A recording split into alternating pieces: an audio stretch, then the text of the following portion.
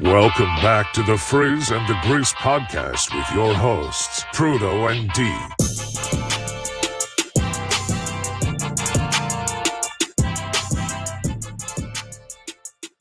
Hello and welcome back to the podcast. It's Trudeau and joined with, I always fuck up that first line, man. Can you give me something to say here? I'm joined by, right? That's what I got to say. I always want to say joined with D Frizz, but it's just hard to speak English apparently. I really don't know which one is preferential between joined by, joined with either. So whichever you choose is fine with me. I think what the problem is I want to say both and my mind just gets caught in between and I just end up by just going, Joined with my, yeah. Exactly. And I haven't even started drinking yet, which is insane. But hey, happy Tuesday, y'all. Happy Tuesday, man. Turn me up on a Tuesday, baby. I will be honest with you. I'm going to be slow with the sounds today. I mean, if you're listening on podcasts, you have no idea. But usually I'm always reaching to my right. All my stuff's on the right. I'm flipped today. So my sound stuff's on the left. So everything's reversed. So I'm going to try. I'm working lefty today, which is going to be interesting. Switch everything up? Dude, it's a long story. I have a double desk. I had to flip everything reverse. So podcast stuff's here, work stuff's there, vice versa. Now it's not exciting for the audience to know that, but hey, let's get this show started right. I haven't had a drink on the air in a while. Have you ever had this? I don't even know what that is. Can you even read that? MIA? Yeah, I've not had it. No. It's pretty good. It's an orange liqueur. Yeah, it's made with cognac, which is from a specific region in France. Fair enough. Apparently, I like French stuff. I have this. Everything about French. I know I took French language, but I don't remember a goddamn thing about it. I remember how to say my name. That's about it. Je suis. That's I speak. Oh, hey, I know a little bit. Je m'appelle. That's my name is. No, je m'appelle. Yeah, je m'appelle Francois. That my name is Francois. That's what I used to have to say every day. It's annoying. Okay. Yeah, bro. So the way that it worked too, I know we're going off, but like I misspelled I wanted the name Francis. This was in high school. And like I didn't do my homework assignment. So clearly, you get to class and they're like, all right, everybody turn in your names. So I just wrote down what I saw. Teacher was like, Francois. And I was like, who picked that dumbass name? And like I look around the corner, I'm like, nobody's raising their hands. And she's like, Darian Fur. I was like, no, Francis. And she's like, no, you picked Francois. And I was like, well, I don't want that name. She's like, well, you wrote it down. So that's your name for the next 4 years. It's like, fuck. Okay, Francois. Do you regret not taking the foreign language class more seriously back in the day? Yes, 100%. I regret not taking Spanish because Spanish would have helped me out in life a lot more than French. I second that. I took French. I wish I took it more seriously. I was just taking the class because you had to, and I wish I took Spanish instead because French is like not useful at all. No, it's funny to know certain things like 79. It sounds like you're saying something else, but that's like 68. Yeah, it sounds like that, but it's the number 68 or 69. But like I wish I could speak to people in Spanish. That would be much more useful in my day-to-day like life compared to French random ass la bibliothèque library like library. Yeah. I mean, if you're ever in France and you want to find the library, you're good. That's it. La bibliothèque. That's all I'm gonna say. Or omelette du fromage, Dexter's Laboratory. Just cheese omelet the whole time. Oh man, that's Dexter's Lab. Good shit. All right, hey, we are going to talk some sports today, mostly basketball. I think we're going to talk NBA Finals preview because that is a couple days from now. I think it's on Thursday. We kick off game 1. Probably talk some Celtics Heat, and also just like talk Celtics because it's been a weird season for them. Before we get into that, anything else you want to kick off from the weekend? Nah, man.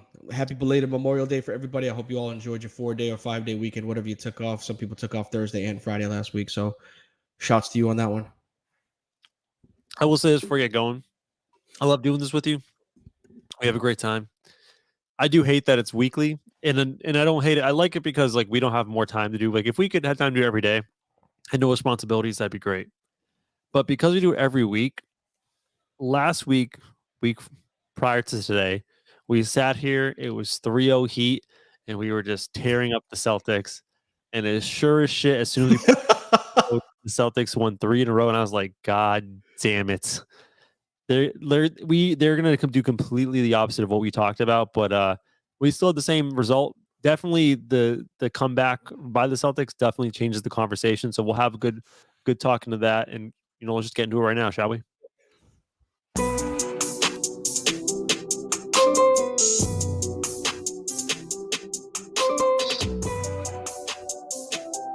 All right, I got a conspiracy theory on Celtics Heat. Oh boy, here we go. You're starting it off hot with conspiracy theories. I'm being completely sarcastic about what I'm going to say. Okay. Have you ever heard of the theory that we all live in a simulation? Yes, very much so. We're all in the Matrix. We're all in the Matrix. It's all simulated. This Celtics Heat thing the Heat thing in general has made me question reality. Mm-hmm. Hear me out. What if we all just live in a 2K simulation and someone had picked the Heat as their team? They simmed the entire regular season because they're just like, fuck it, get me to the playoffs. Simulated the first playing game because they didn't want to play. Like, all right, I actually got to play the second game to get in. And then they just said, I'm going to play the playoffs with my Heat team. And they just played, and the Heat are nasty. They play the Celtics. They go up 3-0, playing the games themselves. They go, I'm going to sim the next game because I didn't want to play the fourth game. I'm sure we'll wrap it up. And Celtics ran 3 in a row, and they played game 4 or game 7. That's the only way I can explain this series is that we're all living in a simulation and someone's controlling the Heat. I mean, there's nothing wrong with thinking that. I think that's hilarious. I'm going to go with more. The NBA could not have 2 weeks of downtime with 2 sweeps before the NBA finals. So they made it a little bit more interesting. Oh, you're saying there's a conspiracy there? I'm not saying conspiracy. I'm not saying that like it was meant to happen, but I do think that they benefited greatly with the product by having game 7 of the Eastern Conference Finals on Memorial Day. So yes, I think they benefited greatly. Got to give you a little conspiracy music on that one. It's the first time that you've hit me with that one. I need to get it without the actual like talking in the background. Just when someone goes off on some crazy conspiracy, you should display it. Yeah, I mean, honestly, when we talked last week, like I said, Celtics looked dead in the water. They'd given up game 3. They quit. They quit, yeah. And we thought they were going to Cancun game 4, or whatever. They made it a game. They made it more than a game in game 4 and 5. I think they blew the doors off the Heat in the next 2 games. Mm-hmm. Game 6 was a crazy Derek White buzzer beater. And honestly, what are the chances? Yeah, that's crazy. And you know what's the craziest thing is I watched that game, and I remember during Game 6, Stan Van Gundy, which is obviously I'm biased because I'm a Magic fan, so he used to be my coach. I love Stan Van Gundy in the broadcast. I remember him getting confused about Spoelstra calling a timeout to challenge like the inbound play. Basically, like they threw the ball to Bam on the inbound, and Bam got fouled. But Spoelstra's like, I think the foul happened before the inbound, so it should be shot one technical free throw, and we get the ball again. Yeah, foul away from the ball. Stan was like, I don't get that because the risk calculus is like, if you don't get the shot, if you don't get 2 points on the inbound play afterwards, you're trading 2 points for 1.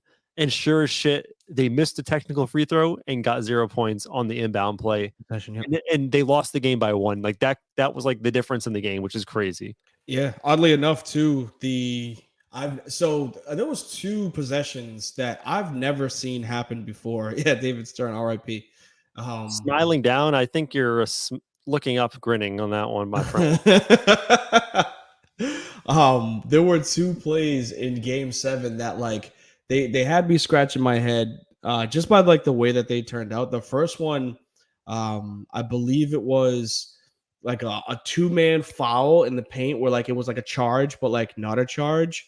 And then they were like, oh, we're just going to call it not a foul, Boston Celtics ball. And I was like, I've never seen that before. Like they called a charge and then they were like, no, let's reset it. It just wasn't anything, but nobody's going to get charged a timeout and it's not going to be an N1. Let's just reset it as if the play didn't happen. So I was very confused at that one. And then again, I know that they're the home team at the time. No, they're the away team. Sorry, the Celtics were the away team.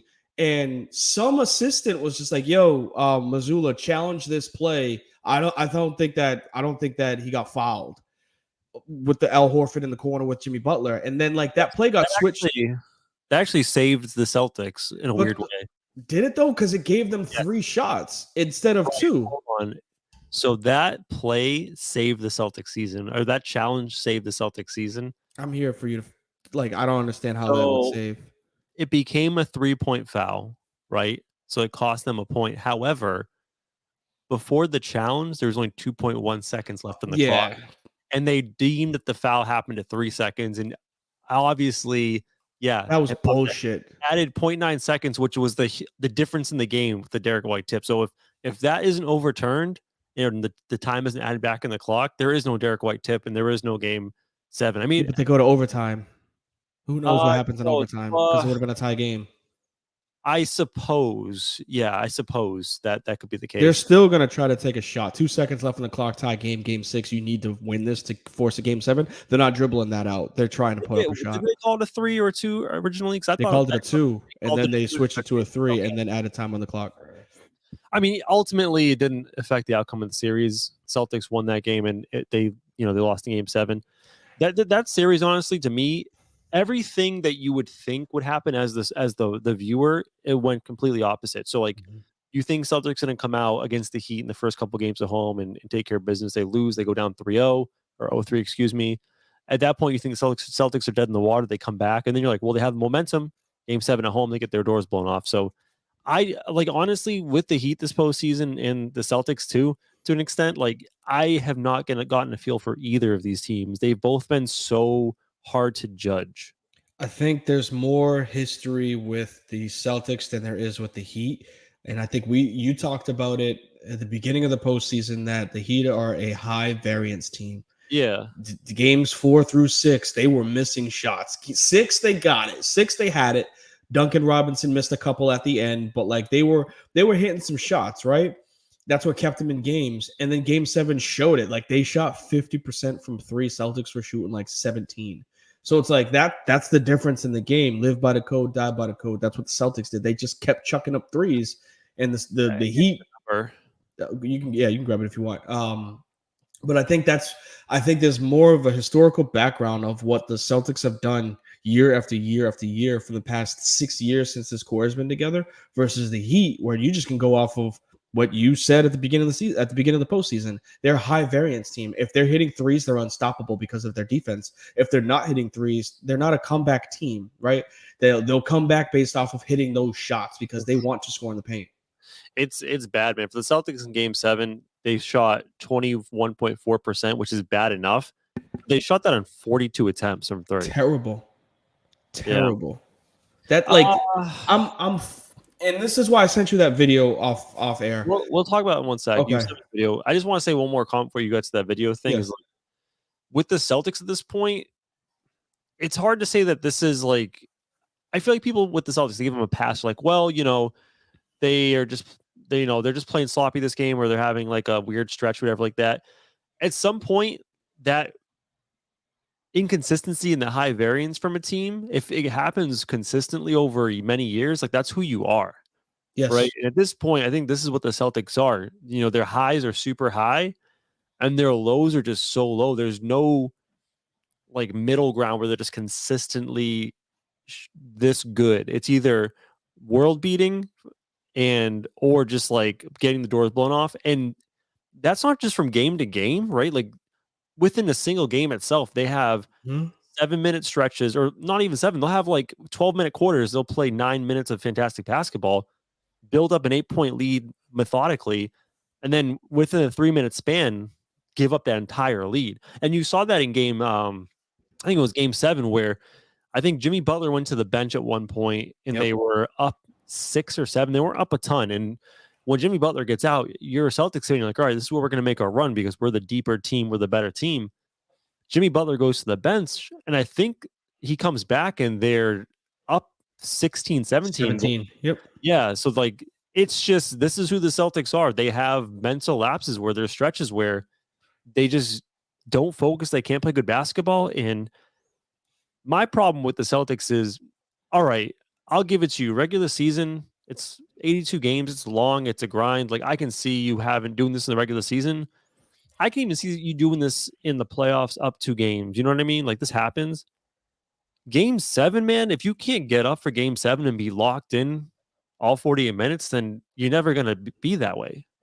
Yeah, I'm glad you actually said that, and I'm writing down notes. I'm actually going to start doing that so that I don't forget my points. I'm going to start taking some notes. I forget all the time as we talk. You said it. I said it at the beginning of these playoffs, and I think it was like leading into the playoffs. The Celtics are not a championship team that can flip the switch. Championship teams, the Spurs, the Heat in the mid 2000 or 2010s, right? The Golden State Warriors. I can't even say the Lakers because like they only won one with LeBron, right? But there are championship pedigree teams that could flip the switch when they got to the playoffs. The Celtics were not, and they cannot be one of them because A, they don't have an identity. They have no idea what they want to be. Do they want to be a high shooting three team and great defense, or do they want to drive to the bucket and give up the threes? They have no idea what they want. And the biggest thing that I think was mentioned, I'm surprised you didn't say it with Stan Van Gundy. He said it yesterday, and I think it was the first time that anybody has said it on air. He called the Celtics front runners. And I look back and I was just like, I mean, he's got a point. He really when they, just like you said, when they get good, they blow the doors off of everyone. They're just that talented. They have the best roster in the NBA, top to bottom. Like they have depth. They have 2 all NBA players. And then when they get down, they all act like they're 6 men. Like they all act like they have no idea what to do. And it's like, we talked about Memphis being front runners. I mean, like the Celtics are kind of in that same air or atmosphere with the way that they respond to adversity.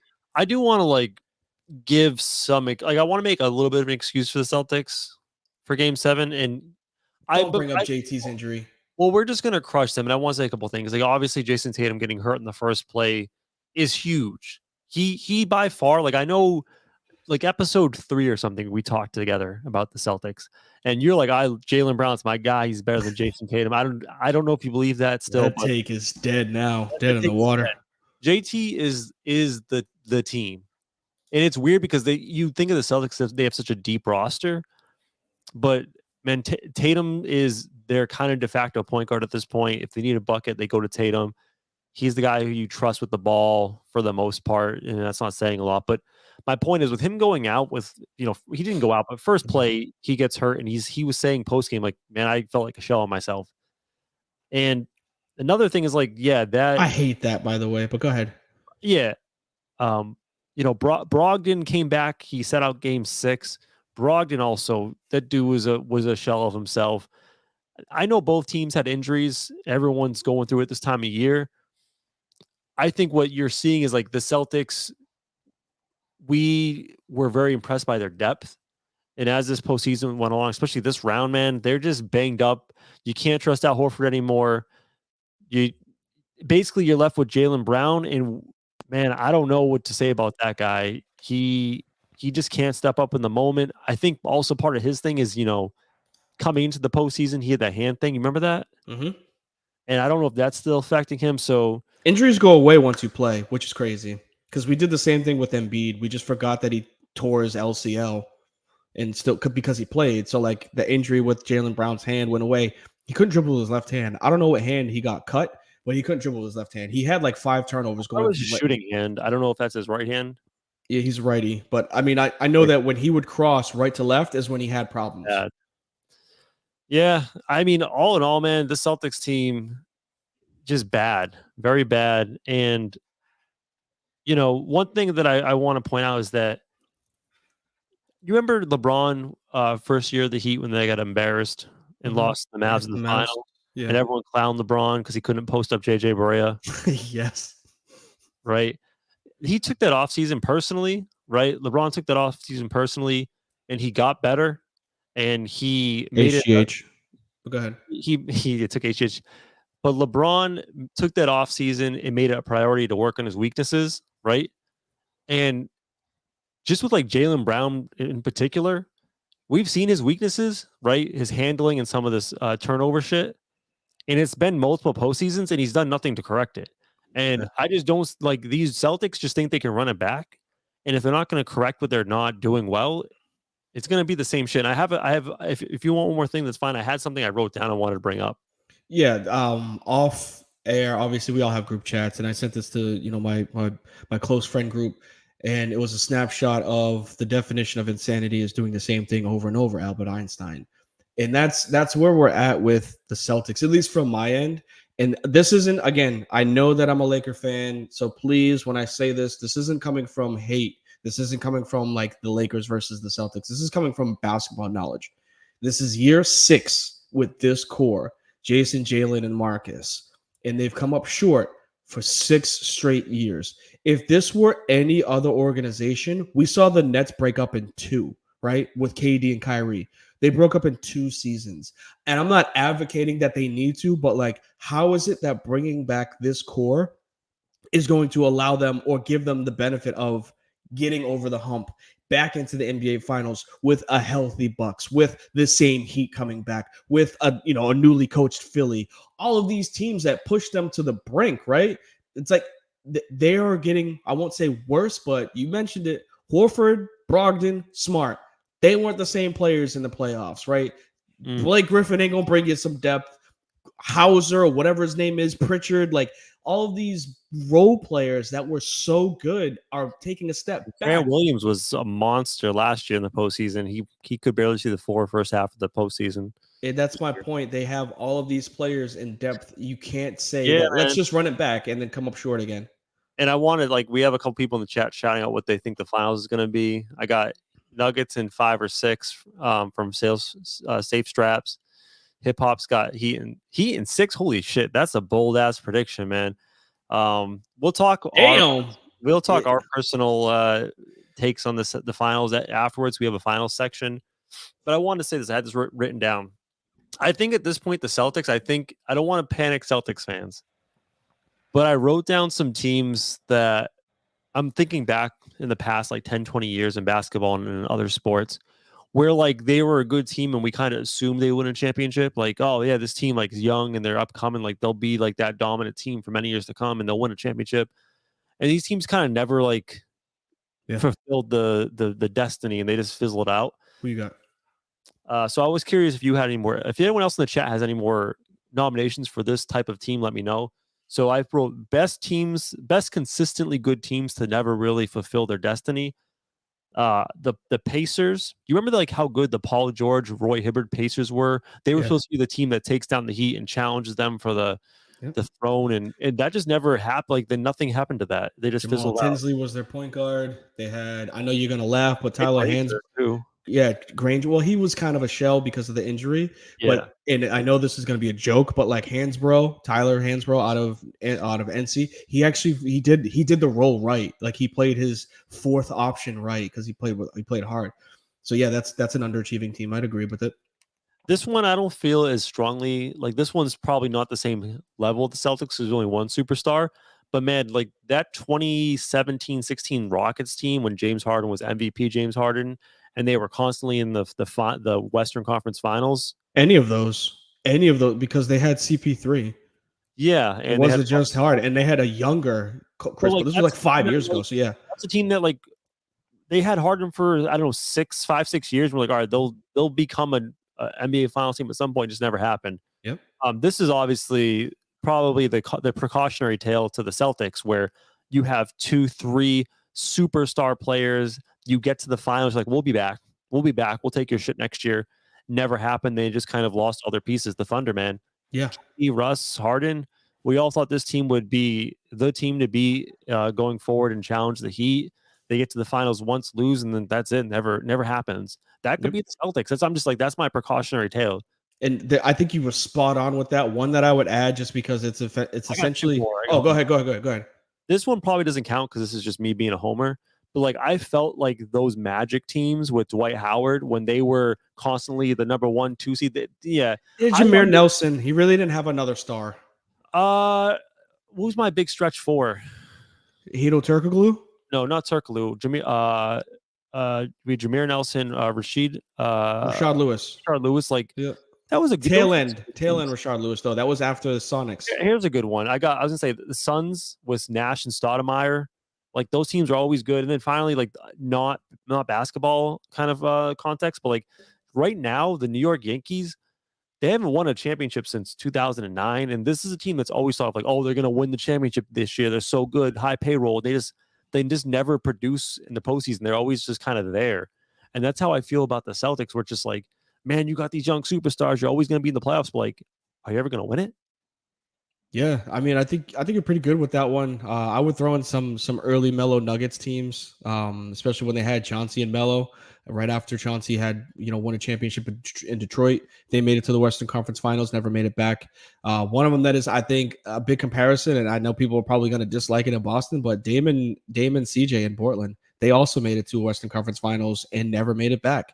I feel like their expectations were lower than the Celtics. But Like, they it's two were up. superstars, is what I'm saying. An all NBA play. If you actually like not even remove it, if you just replace the names with the jerseys, CJ, all NBA, all second team NBA, Dame, all first team NBA. They had decent depth. Enos Cantor in his prime when he was actually getting boards. You laugh, but like they actually, freedom, right? yeah, whatever his name is. But like you might laugh, but like they made it to the Western Conference Finals, and you're just like, all right, these guys' window is going to be there for 3 or 4 years, and then all of a sudden CJ gets shipped out to New Orleans, and it's like now Dame's never going to be the same again, even with this pick.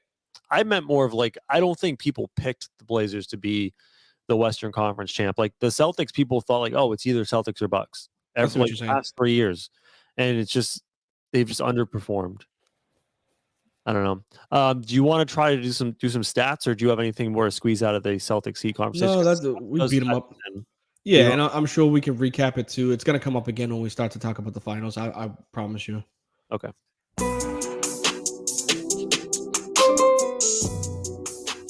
I feel like we've been going light on the segments recently, so this is kind of like a very segment-heavy episode. I like it. I like this. Switch it up. Yeah, I like the segment because it has some funky music. As the saying goes, numbers never lie. Let's dive into the statistics and ask the question, is this anything? I don't think this is like a traditional, is this anything? Usually it's like more obscure statistics, but I do have like statistics from this series. I'm curious if you're interested in this. Sure. All right, first one, I have 2 mystery players. Mystery player 1, I'm going to go through some of the key stats. Mystery player 1, 19.3 points per game, 1.7 assists, 6.4 rebounds. Turnover assist ratio of 1.7. Shooting 60% from the field and 49% from 3. Mystery player 2, 19 points per game, 3.4 assists, so more than two more assists a game. Rebounds 6.1, so same amount of rebounds. So right now we have the same points per game, same rebounds, a little more assists. Turnover assist ratio of 1, so equal 1 assist, 1 turnover. Shooting 41% from the field, 16% from 3 for the series. Any idea who player 1 and player 2 are? Michael Porter Jr. is one of them. I don't know the other one. So this is actually from the Heat Celtics series. Oh, okay, gotcha. I thought you were talking about in the finals. Give me Caleb Martin. Caleb Martin. I'm trying to find my sound here. Do I have it? No. Ding ding. Perfect. Player 1. And then the other one you said was 19, 3 and 6. 19, 3 and 6. Shooting 16% from 3. Is that Jaylen Brown? Ding ding. Yeah. Caleb Martin and Jaylen Brown, almost identical with the regular 3 statistics, points per game, assists, and rebounds. Jaylen Brown over one more turnover a game per assist, and shooting 30% less from the field, 3 and regular. Caleb Martin, third best player in the series? Question mark. Maybe second. He might have. I think if he had a better game 6, As the saying goes. he probably would have won MVP. But like Jimmy hit the free throw, so that's all people remember. All right. Sticking on the turnover assist ratio, this one's pretty crazy. Jimmy Butler for the series against the Celtics, 43 assists, 15 turnovers, a ratio of 2.8. If he had that turnover assist ratio in the regular season, he would finish in the top 20 among guys like Chris Paul, some of the top point guards in the league that don't really turn the ball over. Insane. Yeah, that is huge. I know that's not is this anything, but I think that is when it comes to the finals. It's huge when it comes to the importance. Like I mentioned before, he's a volume shooter, but if he's going to shoot the team trusts him that he's going to shoot his. If he is setting people up to hit Caleb, Duncan, and the other kid, Vincent, If Yeah. he's setting them up to hit threes, like it's going to be a closer series than people are giving credit to. Forget the assists. Like the assists are impressive. I think the more It's the impressive turnovers. 15 turnovers, handling Yeah. the ball that much. His usage rate is like 37%. Mhm. And to turn the ball over only 15 times, which is like a little over 2 a game. Dude, that's impressive. And also he forced about, I think, 1.7 steals a game. So he's stealing the ball more than he's turning it over, Mhm. which is I think that's why he got the Eastern MVP because of that. I mean, I know the points per game is great for Martin, but man, just the way he handled the ball, it was just phenomenal. All right, a couple more. I did look in the regular season to see what happened when the Nuggets played the Heat to get a kind of like a taste of the finals. Any idea how that turned out? Was it a Nuggets sweep 3-0? They played 2 games, Okay. Nuggets 2-0. However, the games were pretty competitive. Their first game in December 30th, 124-119 Denver, so a 5-point game. And then the second time they met, February 13th, about 2 weeks later, 112-1 away, so another 4-point game. They played them very close in the regular season. I will say Jokic averaged just about triple-double. Yeah, he's gonna triple double against everybody. Yeah, and the one interesting thing I thought was that the leading scorer in their first meeting, Tyler Hero. Ooh, Yeah, so I question some of like what will Miami do to get scoring against the Denver Nuggets. I know they're not a defensive powerhouse, but they're very tall. Mhm. You know what I mean? And they grab boards. So you're not getting second chance points. What I would play. I don't think Hero is able to come back in this series. I don't think But he I should think- come back though. I think actually they're better without Hero. They're on a hot right now, so you Hot you take. just never know. What I would say is, I think Caleb Martin has assumed that third scorer role anyway. Just come off the bench. Actually, speaking of the Joker, was the Morris fight this season or was it 2 seasons ago? 2 seasons ago when So like this- Jokic knocked out one of the Morris brothers. Yeah, because we had a segment on like who would you not want to fuck with, because of something like. Oh no, that was because of the punch. That was the punch. That was the Draymond punch. But like, yeah, that's that. I didn't know if like that momentum would be brought into the NBA Finals, but no, it won't because I don't think Morris is on the team. No, he's. I don't think he's in the NBA. I mean, well, he probably Save it, are. save it. Yeah, save it Yeah. for. Is he in the NBA? So one interesting thing I also had I have 2 more. One is that the Heat versus Celtics, the Heat forced the most turnovers in that series than any team had forced in another series this playoff. So the Heat turned the Celtics over a ton. That obviously contributed a bunch to their success. The Nuggets through this playoff has the lowest turnovers per game at 11.4. As the saying goes. So is that anything? I think that's huge. Yeah. You said it already with the Nuggets' length. Most of the ball handling is going to be taken care of with Jamal Murray or Jokic, and he doesn't. He's if he does turn the ball over, like it's 14 assists with 2 turnovers. So like I don't think that Jimmy Butler is picking off passes or Highsmith is picking off passes from the Joker. I think they're a smarter team than the Celtics. So I would say that it's gonna slow up their transition scoring because they're not turning the ball over as much. Yeah, and like when I think of Miami's offense, I know we're talking about the finals right now, but it's either Jimmy Butler working in that low post area, getting tough shots, and honestly, Aaron Gordon's a perfect matchup to stop Jimmy Butler just because of the size. Mm-hmm.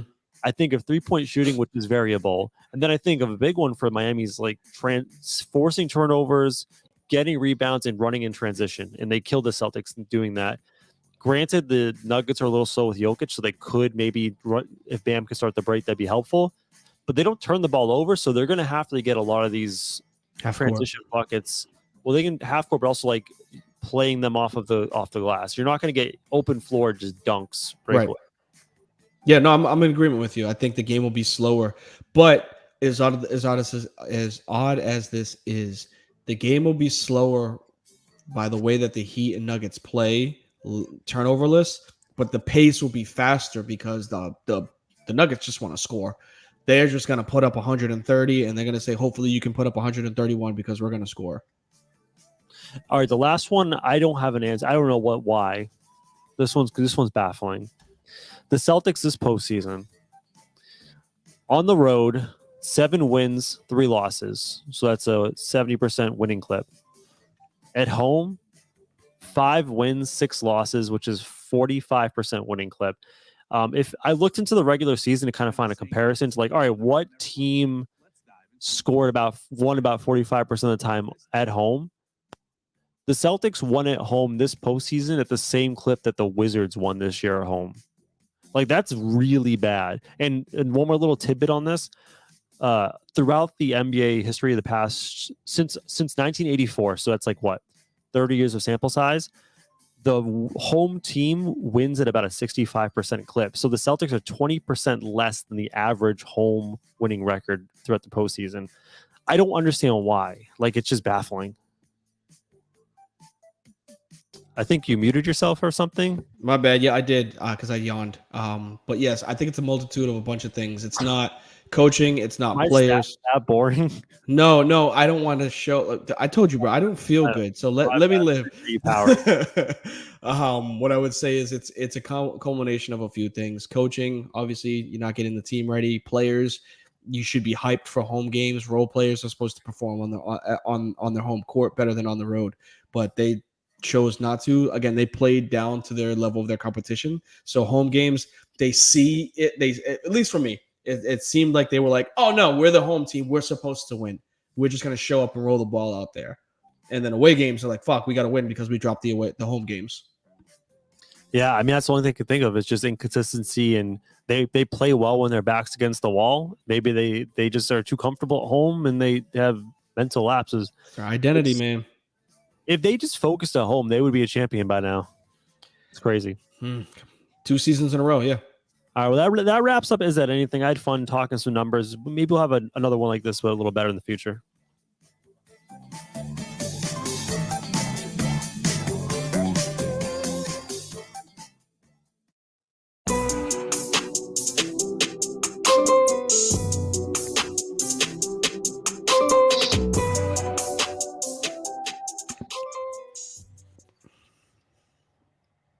So this is like a part of the show. We started last week for people who weren't here. We're going to do like a podcast part only, right? So like this isn't in the podcast. This is more for you guys watching live. So we can just chat with you, maybe go through some of your comments and just like take a breather and just kind of relax. I like Zay Bell's comment about putting Haslam in. Joe, just if you can't do this, but like imagine just putting Haslam in and just punching beating the shit out of Jokic, get your 6 fouls and do your job. Haslam, get out of there. I mean, as long as it's not like intentional, why can't you, right? Like you just got to time it 2 fouls each quarter above 10 minutes so that like when he gets the ball, so that it doesn't result in the free throws, it gets him annoyed, and maybe it becomes a pester that actually wins. I mean, helps you. I won't say wins, but actually helps you in the long run. You can't do it, but like, what's wrong? What's he there for, by the way, if he's not there to do that? He's a coach. Why is he like? I don't understand the Haslam thing. Why not? Heat culture is what they keep saying on I get TV. it, but like you could use that right. Like heat culture is all about developing players. Could right? they though?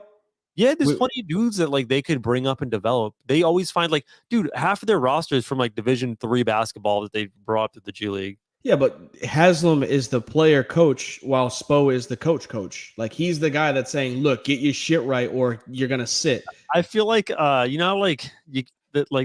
can't technically like beat like.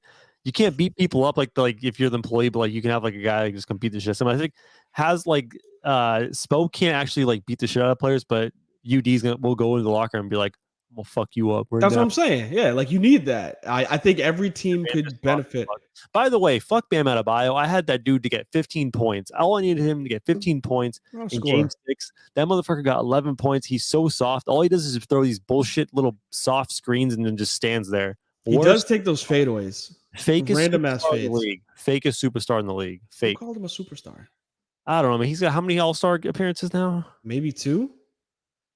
I don't think he's like. I don't think he's as much of a superstar as you think. Yeah, I don't think he's that guy. If he gets voted in, it's like, yeah, I know. I think he's a decent. I don't want to say role player, but I think he's a decent big in the league. He's incredibly hard to stop in 2K, which is annoying. But in RL, like He's just going to get you 10 points, maybe 10 rebounds, and maybe 5 assists. That's as much. He fell off, unfortunately, after the 2020 finals in the bubble. Like he that was supposed to be his coming out party, and unfortunately, he just hasn't done anything else since that. Yeah, and if you guys watch and have any like things you want us to talk on the show, just let us know. We could try work it in the second half for sure. I'm looking at how many All Stars is soft fast I month. want to say it's only 2. I know that we'll get on projections, but I wish Straps was able to. Damn, good call. Yeah, He got All it's Star good. this year. How? I mean, I don't know, bro. Like, look at his numbers. How many people were reserves? I mean, he was Mr. North Carolina basketball in 2016, right? That's good for I something. didn't know that. Good for him. I don't know if Straps is still in here, but I wish we got a little bit more content on him saying Nuggets in 5, because that's like an ass whooping. That's like the Heat don't even have a chance. And I know that there were some talking heads that had very similar, I would say, projections earlier today on like ESPN. But I think this is gonna be a dogfight. I don't want to get too deep into like what my actual projection is, but I think it's gonna be a dogfight. I'm just curious to see why somebody would say 5. Same thing with hip hop saying the Heat 6. I think this is going 7. The Heat in 6 is the craziest take I've heard. But why? Why is it crazy? Yeah. Nothing, honestly, dude. With this Heat team, I just give up. This is how I assess the Heat at this point. Hey, that's what I said. I mean, I know I took a shot at the Patriots. I always, if I get a chance, I will. Like I said the same thing last week when we were talking about the Giants. Like nobody is expecting the Giants of whatever year, 2010 or whatever the hell the year they knocked off the Patriots, to keep winning, and they just kept winning. And the same thing with this Heat team. Like every series, like, oh, Heat are down in 5, Heat are down in 6, and then they're like, no, we're gonna win in 5, we're gonna win in 6, we're gonna win in 7. Beat the Bucks, beat the Knicks, beat the Celtics. So like those aren't cupcake teams. Those are pretty good matchups. They're not the Nuggets, but like everybody keeps shitting on the Heat. I don't understand why they're team in the finals. I'm done with the Heat, man. If they win the championship, I'm just gonna. By the way, I'm gonna have like a little highlight reel of how many times I trash the Heat and just play it back on the show next time after they win. I wrote this down. I don't know. I mean, we can go to the next topic after, but like if the Heat win, is Jimmy Butler and Eric Spoelstra Hall of Famers? Oh, Eric Spoelstra is already a Hall of Famer. But to an They're extent, I think he is. But I think people say that he's not because he rode the coattails of LeBron. But I think he's done incredibly well. So good, dude. Yeah, he's still. I think he's a Hall of Famer. I was just asking the question. Do you think he is? You think he's the best coach in the league? Because I think yes. Right now, yes. Ben, Yes. a couple of years now. I mean, he's up there with Kerr. I don't sleep on Kerr and what he was able to get out of that Golden State team still. It's nice when you have Steph Curry and Klay Thompson and Draymond Green. Motherfuckers are 40 years old. I don't care what you say. They were still 40 years old playing ball. And KD. All right, you ready to jump back in this thing? Yes, sir. Need a little sip. Let me take a sip too. Is that Hennessy? No, it's water. I told you I don't feel good. Why you need to have the Hennessy, man? Right. All right. Let's get going. Fun topic for the next little segment. You didn't even play no music. You just go right into it. No. I'm just setting it up. Here it goes. Here it goes. Put it back in. We're acting like we just kept on. What were we talking about before? Dog, put down the cognac. Numbers. Put down the cognac.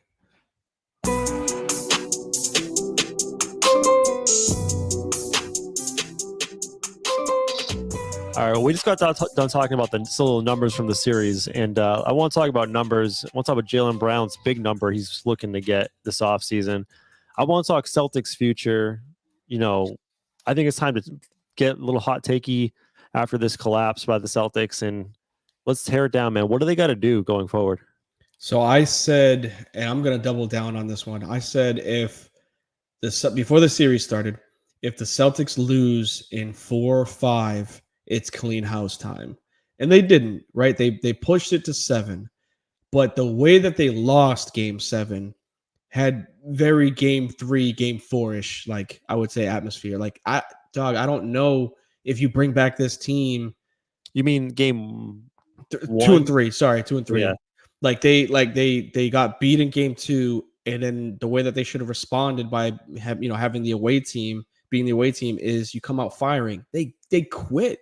They legit quit in game 3. And this was before my projection. You know what I'm saying? Like they quit on their coach. They quit on each other. How can you bring back the same core after what they did this postseason? Two things is definite. Jason Tatum will be there. That's Yes. the most rock solid thing you could say. Pay the man. Zaybell says don't pay him. The second guarantee is that Jaylen Brown will get paid. Now, is Jaylen Brown going to be a Celtic this year? I don't know. But let's just say this. If you give him the contract, do you think he's more valuable or less valuable in a trade? Less, because his number will be too high.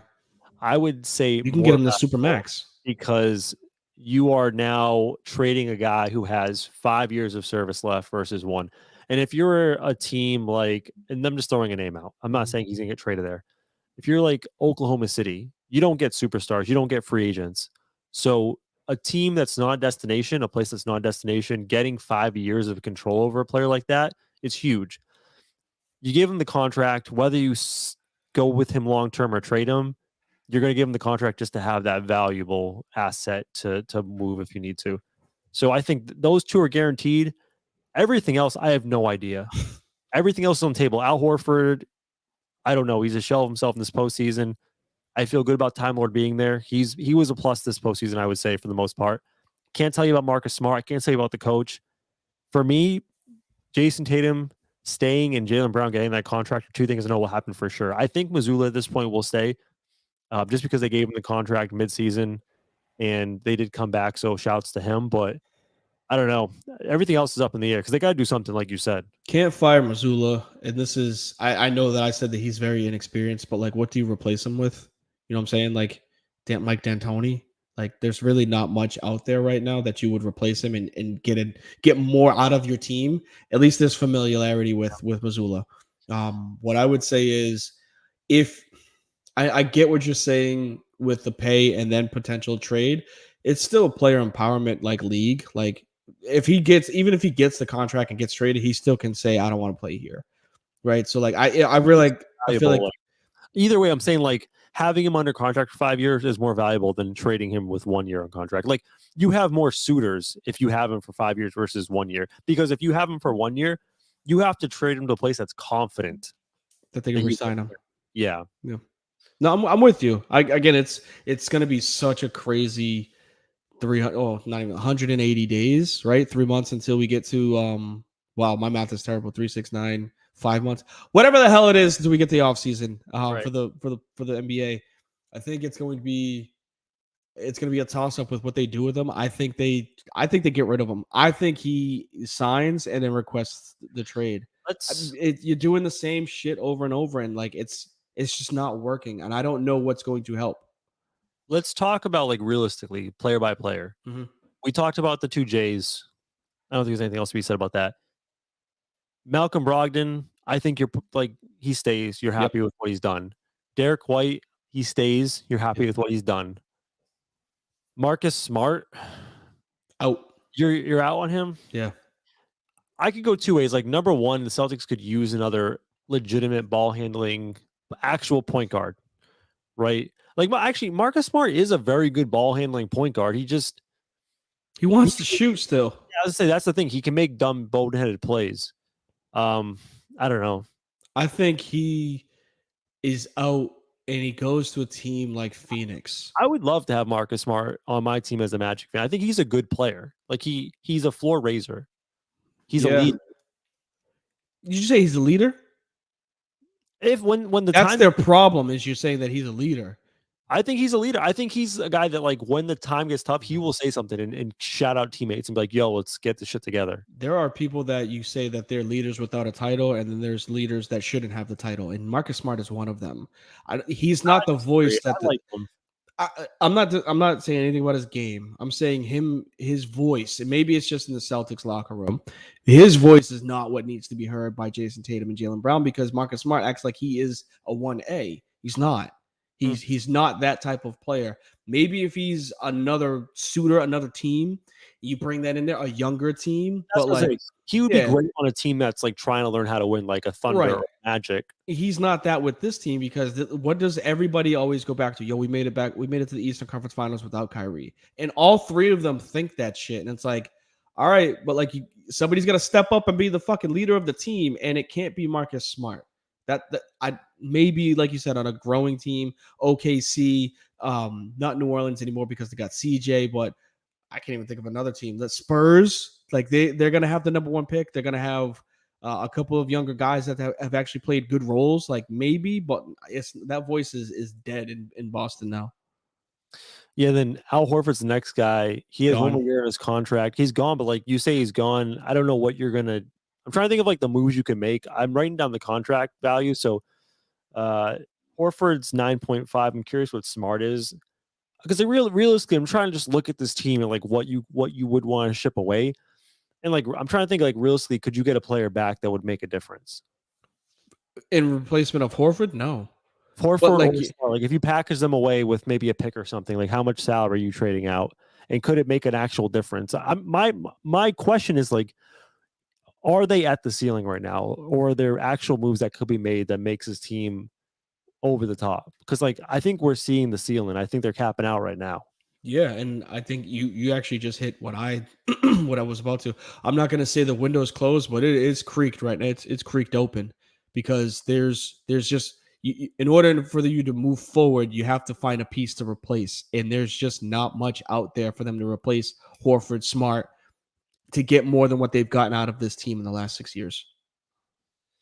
So Smart next year is at 23, 24. He has 3 more years left on his contract. Wow. 18.5. So if you packaged Smart and you packaged Horford, you're getting around $28 million. And then you probably have to send some picks or something if you want to package him to get a player. I don't know who you'd go for, like maybe a Miles Turner. I don't know what the Pacers are doing with Miles Turner, but like a player like that, if you traded Smart and Horford and got Miles Turner, let's just They say should have did that 2 years ago. Does that make the Celtics that much better where they would be a championship level team? Not over the hump, but it gets a replacement for Robert Williams for when he misses time. Because to me, like I'm looking at a guy like Miles Turner, he's a better version of Al Horford, right? He's a younger guy who can stretch the floor. He plays pretty good defense interior. And then you still have enough guard depth with White and Brogdon to slide in the starting role. I think you know what? I take my take back that I had 2 minutes ago. I think if they make the right plays, I don't know what their asset situation's like draft wise going forward. You could make a move and be a little bit better and maybe win a championship.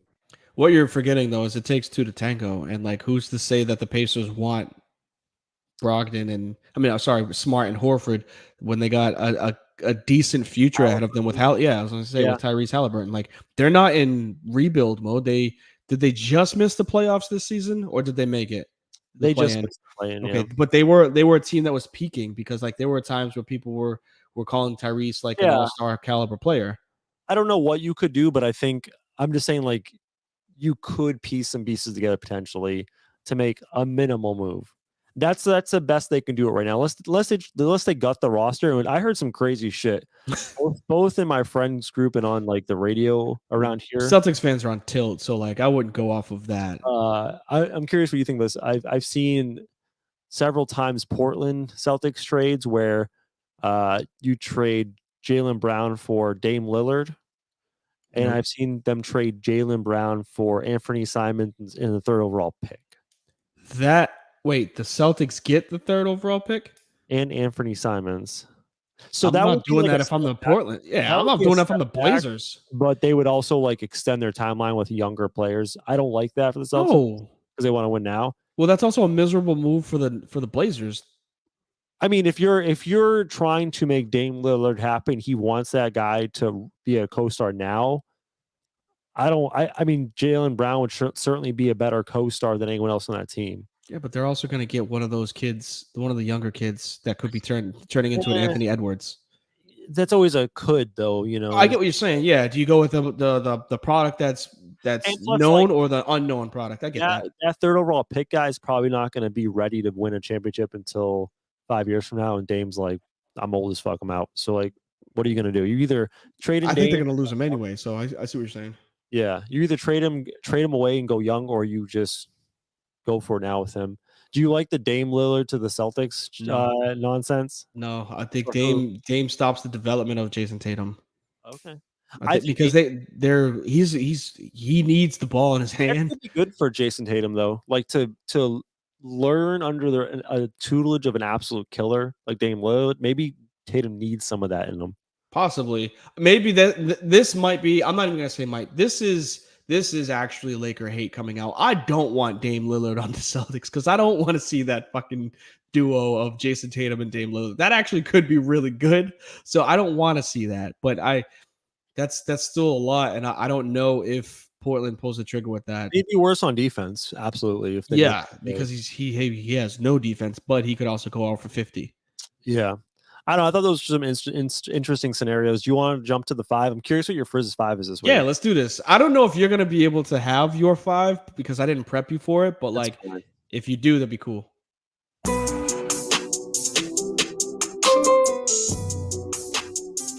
It's been a minute since we did the Frizz's 5, and I'm sure there's people here who have never seen Frizz's 5.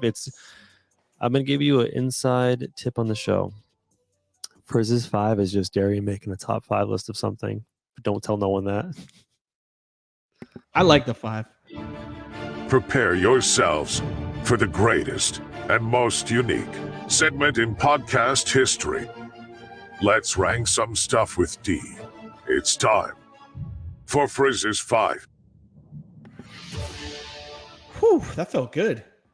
It's been a while since I did minute. that. Yeah. Minute. I want to look at my notes to see how long it's been, but it has been quite some time. I want to say just over. Do you just have like about a month. notepad of all your Frizz's 5? Yeah, so I got notes for everything that we've done since we started, and I always look back on them.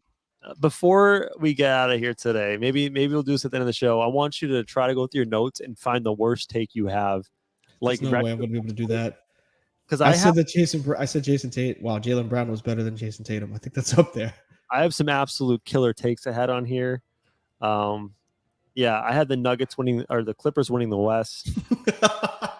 That was a good one. There's some really, really bad. Oh no, I actually had the Pelicans in second place in the West. That was a good. You did. You 100% did. I'm sorry, I derailed you, D. What's our Frizz's 5 this week? So for this time, we're gonna make it about movies. We haven't done it off sports in quite some time. It's always been sports related, especially with the playoffs. We had the Super Bowl, we had the NFL playoffs, we had the NBA finals. Now, like we got a lot of sports. So I'm gonna go off sports. I'm gonna go movies. And for this one, I'm gonna say Frizz's top 5 channel stoppers. Meaning, if you want to do the cheers. Unfortunately, the Epic Music and the A are on the same exact button, but it's okay. It's all good, I it's all good. like this one. I think I could get you a top 5, like top of my head, rat tat tat. Perfect. So for those that are unfamiliar with it, essentially this is the top 5 ranking for me for, I'd say like, the old school way of surfing through channels. You're scrolling now, you're flicking up on the Apple remote and you see something on, you're like, oh, let me watch that. Like these are the movies that if they're on, I'm watching 100% of the time, sparked by my number 2 that was on yesterday. So let's get to it. Number 5, The Dark Knight. Solid movie. I think one of the best, if not the best, Batman movie out of any of the series, dating back to the Jack Nicholson, Joker days, Christian Bale being Batman for 3 movies, and then the newer ones that I haven't watched any on with Ben Affleck being Batman. Not a fan of that. But yeah, anytime that The Dark Knight is on TNT or TBS, I stop and watch it just because Heath Ledger was incredible. Like I think that's on too. That's what I'm saying. So like it takes up a lot of my time. It's a long ass movie when it's on TV, but I think it's a great movie. So that one is definitely my number 5. I like that one. Number 4, you didn't like this one, but I don't care. It's my top 5. It's not your top 5. Remember the Titans. Corny ass movie. Hey man, this one is a classic. There's just so many areas that hit home with this movie. So anytime I do see Coach Boone talking to them boys and left side and strong side and everything that we could talk about with football, like I'm watching it. If it's on Disney, if it's on ABC, any of those networks, I'm watching me some Denzel Washington go in on how to coach, and hopefully them TC Williams, they whatever their mascot is, they win a championship every single time because I like it. Number 3, anything involving the Fast and Furious series. the worst. I hate your list. I hate you. I had to put this, man. I'm sorry. I wish I didn't, but bro, anytime we talk about family, I don't have friends. I got family. Like if Dominic Toretto's on TV, especially everything after 5, because 5 involved Dwayne Johnson. we all know that I'm a fanboy with Dwayne. So like any of those that he's in, I'm 100% watching. Whether they're flipping cars in Rio de Janeiro, or they're going out to space, or they're changing nuclear missiles from one direction to another just by their hand. So like any of that randomness shit that they like to throw in these movies, I'm watching it. Whether it's the first when they're just about cars, or the 11th when they're talking about saving the world because they're incredible like CIA agents now. I have my top 5 already, and it's Perfect. fantastic. It's gonna. I love to hear it. I don't care. It's not your top 5. It's my top 5. Number 2. Well, whoa, before we go to number 2, 3, we'll let the people decide who has the better top 5. All right. I We'll got no get some problem with that. chat. Throw in the chat, throw in on comments on Facebook tomorrow once you guys have listened to it, driving to work on the podcast. Number 2. This one was the original reason why this brought up. Forrest Gump. That's a good one. That's on my list. Yeah, Forrest Gump, man. It was on, and like it prompted me to talk about it today because I was like, yo, every time Forrest Gump is on, I watch it. Every time. Like I was watching it during the NBA Finals yesterday. Like that's how much I'd rather watch that versus like a lot of stuff that's on TV. So run, Forrest. That's gotta be the dumbest son of a bitch I've ever seen. Like when he's running at Alabama. Just some of the one-liners, and again, like the history lesson, non-history lessons that they teach in that movie is absolutely hilarious. Like I got this sponsorship from Fruit Company, obviously Apple, but I just think all of those one-liners, very similar to Dumb and Dumber in that movie, is relatable. Number 1, baby. Let me get that drum roll. Drum roll, please. I'm sticking with Tom Hanks on this one. Saving Private Ryan. Oh wow. Was that on Monday? Is that why? No, I haven't seen it in a while, but like I love that movie. No, I hate the fact that like that shit actually happened. You know what I'm saying? Like war and whatnot. Like it sucks. A lot of people died. Yeah, war sucks, man. Yeah, bro, it's terrible. Like I feel so bad. Like we're so privileged because of shit like that. But like motherfuckers will like think about this, right? Not that I ever want to be a part of it. I think I'm past the age, so I don't think I would ever get drafted. But like you lived 17, 18 years of your life. You pull up on the fucking beach. As soon as the gate goes down, you get sniped in your head. Like, that's how you died. Like, what the fuck? But again, Saving Private Ryan, a ton of good actors in that movie. The sniper that's in the bell tower every time he's about to, take out someone, he says a little prayer. Vin Diesel was in that. He had a horrible death. Sucks. But, like, great movie. Tom Hanks went out like a G, shooting a pistol at a tank and blew it up. Like, just a culmination of a lot of shit in that movie. I love it, and anytime it's on any network, I'm watching it 100% of the time. Good top 5, not as good as this top 5. Let's hear your 5, bro. So this is top 5 movies. If you see it on the channel while you're surfing, you got to stop and watch part of it, at least part of it. Number 5 is Waterboy. That's not bad. Mama said. I couldn't think of comedies because like one comedy is the same thing as another comedy. Like you could say The Waterboy is the same thing as fucking. Looking in at number 6 that didn't make my list is Billy Madison. I was just about to say, bro. Like you could put legit any movie that he's done. Yeah, Grown Ups. You could put that on there. The MVP of my list is Will Smith, by the way. Number 4, Independence Day with Will Smith. I like it. I go really old with these movies. Number 3, back-to-back Will Smith. Men in Black.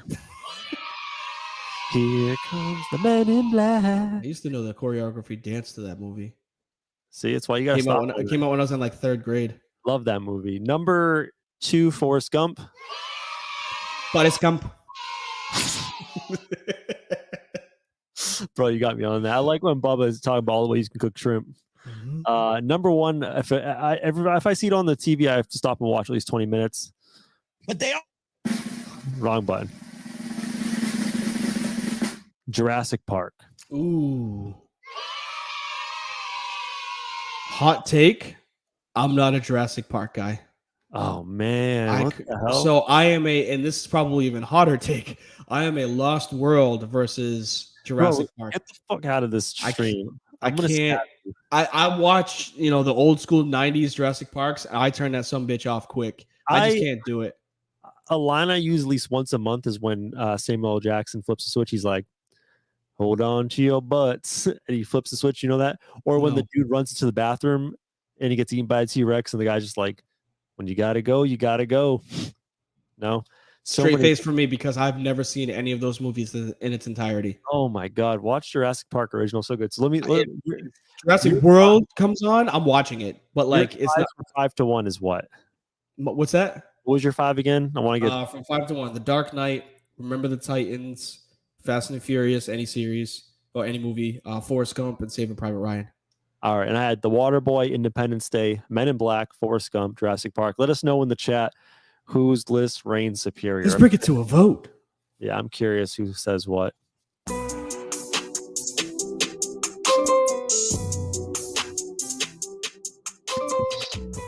Based on time, not much of a preview. It says finals preview. Let's just kind of really quickly want to hear your just like general thoughts and your predictions on the final so we can look like idiots when we're completely wrong. I think it's going to be a really good series. I think this is going to get pushed to 7. I think the NBA wants to promote, not that it's conspiracy, but I think the NBA wants to promote Joker as much as possible, and getting him in a platform like this, the NBA Finals for 7 games, it's going to help the international brand. I think the Heat can push them. I really do. I don't think they're going to sweep. I don't think they're going to win in 5 or have the opportunity to win in 5 or 6 like they did against Boston. Denver's damn good. And the only reason why I'm giving the edge to the Heat is because they've been underdogs this entire postseason. And I feel like that's going to be the mentality that's going to carry them over the hump to win this championship. So you have Heat in 7? Heat in 7. Dude, you're on drugs. I'm going to say I want to say 5. I'm gonna do it. I'm gonna do it. Weird. I'm gonna disrespect the Heat again. Nuggets in 5, man. Jokic has been the best player in this playoffs. The Nuggets are sitting on 10 days rest. The Heat, dude, Jimmy Butler, these last 2 games of the series against the Celtics is struggling. They're struggling. Tired. We've talked pre-show. He had 28 points and 28 shots. But there's a difference when you're a volume shooter and you hit the right shot. That's what he's doing. He's hitting the backbreaker shots. Right. This team, though, in general, is gassed. True. They're full of injuries and they are worn down. They're playing a fresh Nuggets team who has the more talented player, probably more talented top 4 players, and they have just been running roughshod on the playoffs. I think I'm probably gonna be wrong because the Heat have just been doing me dirty. Oh, you will be. Season.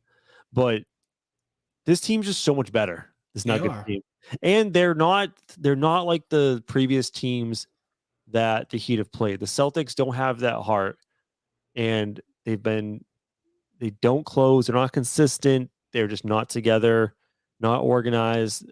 The Nuggets are a complete opposite of that. I believe in this Nuggets team. I think they're gonna have a tough time guarding Jokic. Like, I don't know, Bam's too small for him, and I think that they have the perfect guy to match up against Jimmy Butler and Aaron Gordon. It's just everything just seems like there's an edge towards the Nuggets. 100% agree with you on that one, which is the reason why I'm going with the Heat. The reason why I'm saying. I get what you're saying. It makes sense to say your logic this postseason, like your logic just there being like, you're right, but because you're right, I'm going to go the opposite because that's how it's been this entire postseason. Yes, that's exactly. I think we're also going to see a coaching like phenomenon. I think Michael Malone is going to do his best to bring out any and everything possible to put his players in the best spots. And I think Eric Spoelstra is going to show why he's one of the best coaches in NBA history. Like he's going to do some things like, let's not pull out, not saying they're going to do it, but like, this is what fucks over teams. Let's not pull out the 2-3 zone in game 4 when we know that they have a chance of bringing the series back. Let's pull it out in game 7 when they're not expecting it. Heaven, knock on wood, I don't want injuries to happen, but after one of their best players gets injured. And let's just force them to keep shooting.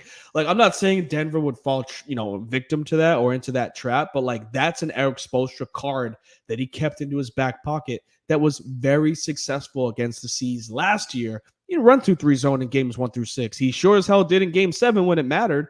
And like, that's where this comes in, where I think the Nuggets are a better team. I think the Nuggets have a better roster. The Nuggets have a decent coach. He's good. But the Heat just have that it factor that cannot be explained why they keep winning. The Bucks were a better team. The Knicks were a better team. The Celtics were a better team. And they beat all 3 of them. I mean, honestly, I can't argue that just because this entire postseason. He's just been doing the thing. Yeah, I think it'll be interesting. We'll see. We'll have a better conversation about this when we meet next week. I think we'll be like 2 games in, so we'll have a feel for what's going on in the series. We're thinking like Thursday, game 1, probably Saturday's game 2, or Saturday's game 2. So we'll have a couple games in the book. Let's get to closing takes and get out of here for the day.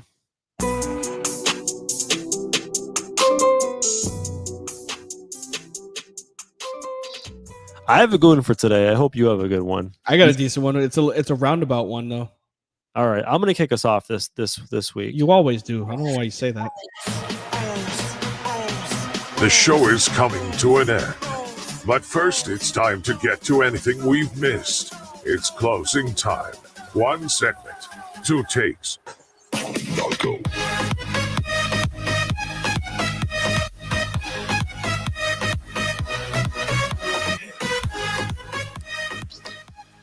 It's our boy Timmy Trumpet. Timmy Trumpet. I could have saw in Vegas. I did not. Sad. You chose not to.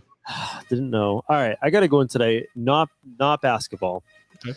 I've been watching a lot of baseball. You got to get into baseball, man. I'm trying, man. I'm swear to God, I'm trying to, and I just can't. I want to talk about the Oakland A's, the Oakland Athletics. I know where you're going with this. Athletics. We always dog on bad teams, and we they're in the news and the sports center and the front and center. This A's team is just hiding under the radar. Do you know right now the Oakland Athletics are on pace to being the 3rd worst team ever in Major League Baseball? The 2 teams that have a worse winning percentage, throughout the whole season, one of them's from 1899, the Cleveland Spiders, who don't exist. The Cleveland Spiders. Oh, it gets better. And the second one with the worst record than the Athletics this year, from 1890, the Pittsburgh Alleghenies. This Oakland A's team has a winning percentage of .196. So they win 1 out of every 5 games. That's so bad. They've lost 11 straight. They won a game yesterday. They lost 11 straight before that. This is by far in my lifetime the worst baseball team I've ever seen. They're the worst baseball team since the turn of the 19th century or the 20th century. They're up there with not just worst baseball team, worst North American sports team in the history of sports. This is worse than 0-16 Detroit Lions. This is miserable. At least those dudes had a fighting chance. They have the opportunity to win 15 games and lose 130 in a season. Yeah, what the fuck? You can't lose all your baseball games. But to me, this is worse than, like you said, the OFR football teams. I mean, we know about the OFRs. It's tough to win football games, and you only have 16 chances. This baseball team is horrendous, man. And they are moving soon to Las Vegas. Hopefully, they can turn things around. And is that confirmed? Because I was just about to ask that, saying that I know there's been speculation of them moving, but I didn't know that was a thing. Yeah, they purchased some land off the Vegas Strip. And I think the owners just need to kind of give them the thumbs up. They're going to have to pay a hefty relocation fee. I think they're going to have to pay $1 billion to MLB. But that I don't understand.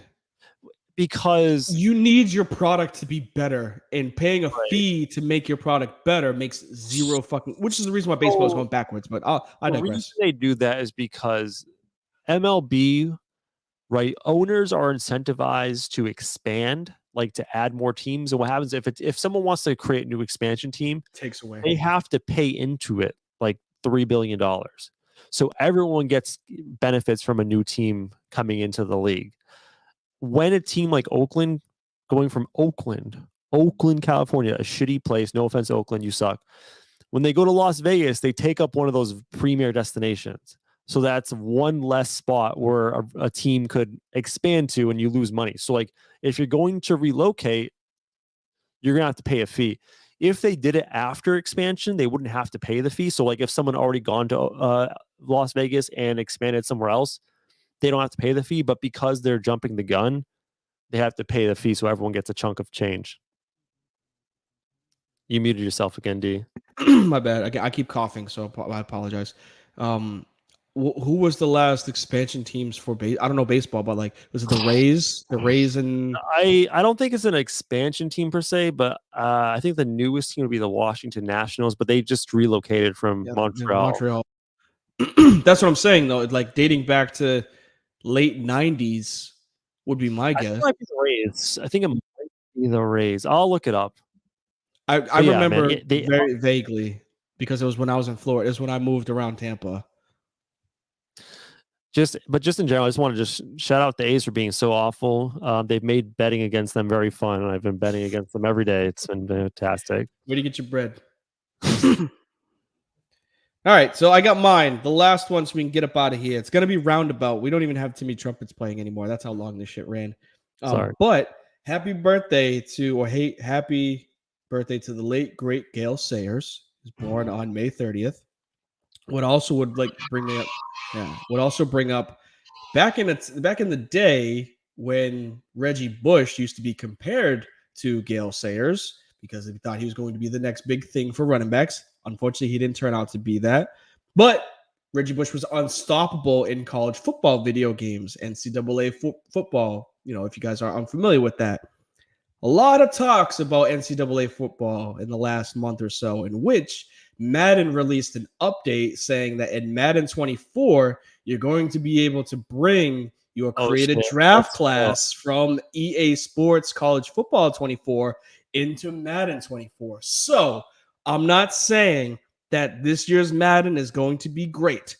I'm not even saying that next year, because it gets released potentially in June of 2024, that College Football 24 is going to be great. That's going to be great. I cannot But wait. we are getting dangerously close to getting back to our 2010 football of college football and Madden.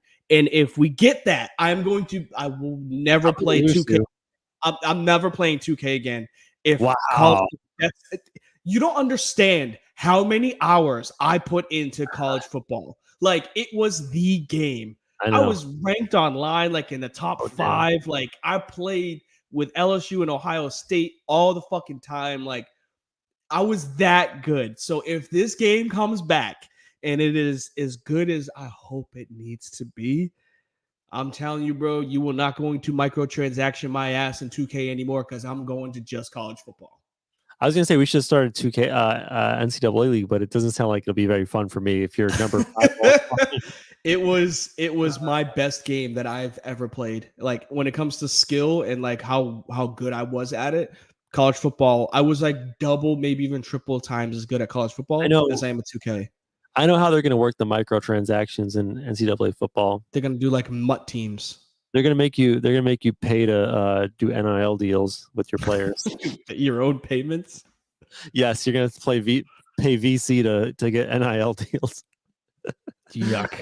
Man. All right, D. It's been a fun show, man. Why don't you get the people out of here today? As we say every time we're wrapping up, we appreciate y'all being here. Please hit us up on the socials. You can find us on Facebook, YouTube, Twitter.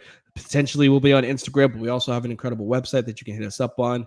And when we taking off, we always like to say, please, y'all take care of y'all mentals.